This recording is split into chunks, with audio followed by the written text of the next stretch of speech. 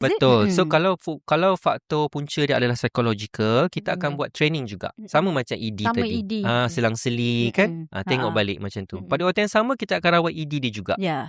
Tapi rata-rata based on you punya experience lah, patient you came from kategori yang mana? Yang psikologi ke ataupun yang Kebanyakannya kalau secara jujurnya datang kat saya semua bawah 30. Oh, wow, muda. Semua muda. But they pasal apa? Pasal ni lah psychological problem.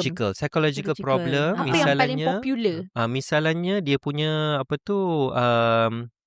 sexual anxiety. Sexual anxiety. Okay, sama ada dia tahu dia risau tentang expectation pasangan dia macam mana. Okay, dia tak boleh nak fokus. Okay, dia cuba buat yang terbaik macam tu, dia pula yang terkeluar awal. Faham. Macam tu. Dia tak boleh nak control benda tu. Okay, dia tak boleh nak expectation. It's a mind thing lah. Susah lah. Like this juga. That's why kata macam mana nak control. Susah control mind ni macam-macam. Tapi doktor, saya nak tanya sikit.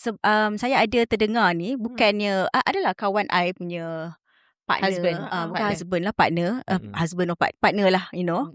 So nak cakap macam okay, inilah tak tahu ni betul ke wujud ke tak ni. Ini I categorisekan erector terlebih function.